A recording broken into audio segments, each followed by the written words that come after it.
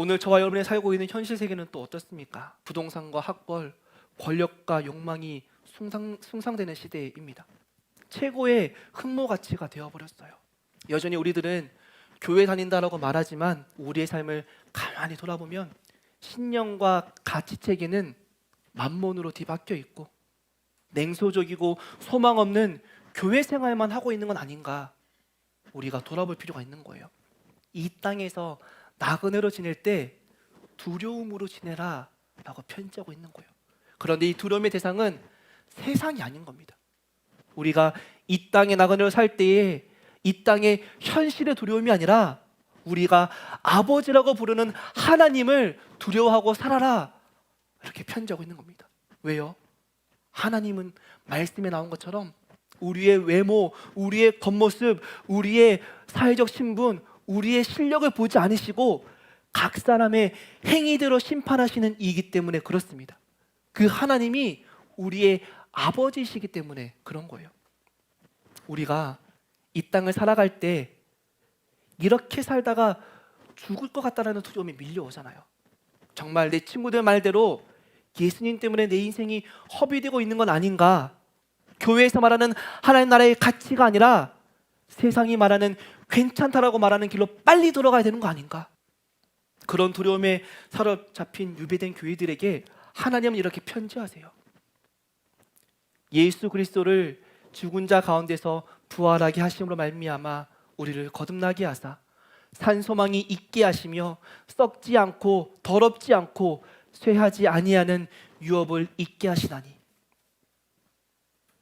예수님의 부활로 증거된 살아있는 소망을 교회들에게 가지라라고 말씀하고 계신 거예요.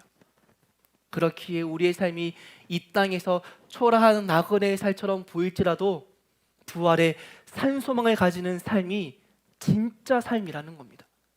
그 믿음은 하나님의 나라가 실제하고 도래할 것을 믿는 믿음인 거예요. 그 믿음은 하나님이 외모가 아니라 각 사람의 행위대로 심판하시는 아버지심을 믿는 그 믿음이라는 거예요. 그렇게 우리가 이 땅을 살아가면서 도려야 할 진짜 두려움의 대상은 로마 제국이 아니라 내 목숨이 빼앗기는 그것이 아니라 내가 세상에서 주변부로 밀려나는 그것이 아니라 예수를 죽은 자 가운데서 부활하게 하신 하나님을 두려워하라라는 겁니다. 각 사람의 행위대로 심판하시는 하나님을 두려워하라, 그 하나님을 경외하라라는 말로 표현하고 있는 거죠. 우리가 이 땅에서 넘어지는 이유도 동일합니다. 여러분, 세상이 너무 강하기 때문이라고 말하지 마세요.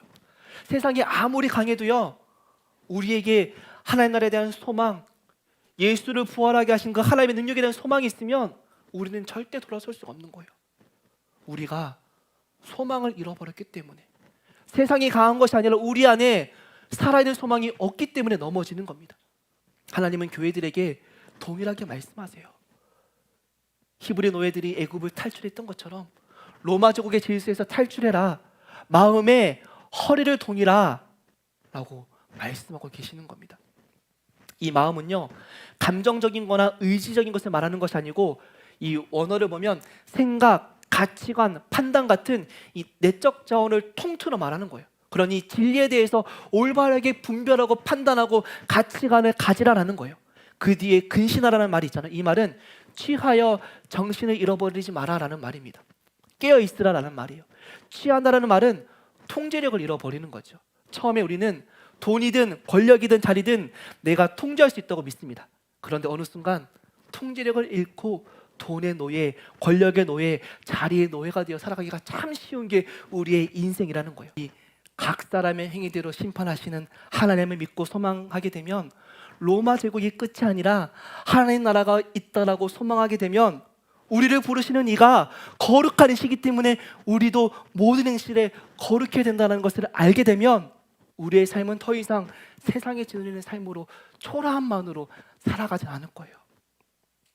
우리 삶이 더 이상 한 단계 계급도 올라가는 중간 관리자가 되기 위해 그렇게 나 자신을 채찍질하는 삶이 아닐 수가 있는 거예요.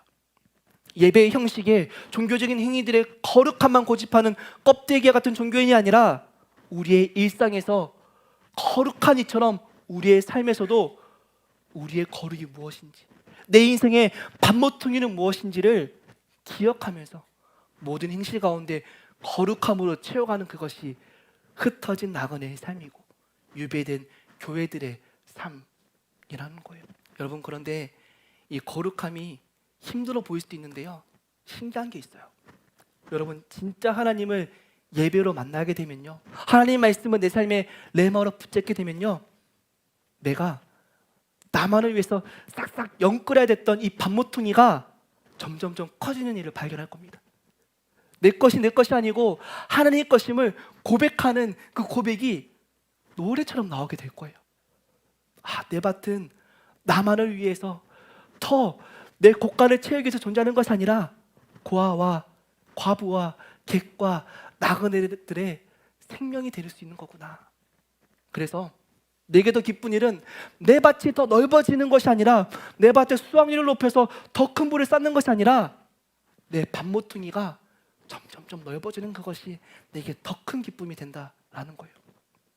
하나님의 거룩에 참여하는 그 기쁨이 무엇인지를 아는 사람은 그렇게 바뀌는 겁니다. 사랑하는 여러분, 여러분을 부르신 이는 거룩한 이십니다. 여러분을 부르신 이는 여러분을 위해 아낌없이 내어주시는 분이십니다. 여러분을 부르신 이는 여러분만을 위한 이기적이고 갇혀있는 신이 아니라 온 열방을 향한 아름다운 하나님이신 거예요. 그렇게 우리가 세상의 부패한 질서에 놀아나서는 안 되는 이유입니다. 그렇게 우리가 세상의 허영에 쫓아가는 삶을 버려야 하는 이유입니다. 남들보다 더 큰 집에 사는 것이, 한강 보이는 집을 사는 것이 목적이 되는 허망한 삶을 우리는 물리쳐야 되는 거예요. 여러분, 돈 때문에 거룩을 버리지 마십시오. 여러분, 돈 때문에 정직을 버리지 마십시오. 여러분이 가게를 하고 있다면 돈 때문에 직원들을 함부로 대하지 마십시오. 여러분들이 책임지는 자리에 있다면 여러분들의 팀원들에게 함부로 대하지 마십시오. 그들의 삭슬 아침까지 지고 내 권력을 과시하려고 하는 욕망에서 벗어나십시오. 내게 능력이 있고 기회가 있다면 내 주변의 이들에게 정당한 대우를 해주시고 그들의 삶의 기반이 내가 되는 복된 통로를 꿈꾸십시오. 그것이 모든 행실에 거룩을 이뤄가는 삶입니다. 각 사람의 행위들을 심판하시는 하나님을 두려워하는 삶인 거예요. 그래서 우리의 삶은 로마 제국의 계층 이동이 소망이 아니라 하나님 나라의 도래를 소망하는 삶을 살아가야 되는 겁니다.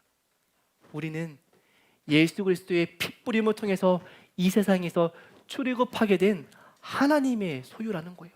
여러분도 지금 출애굽한 백성이고 광야길을 걸어가고 있는 나그네된 삶임을 인식하는 겁니다.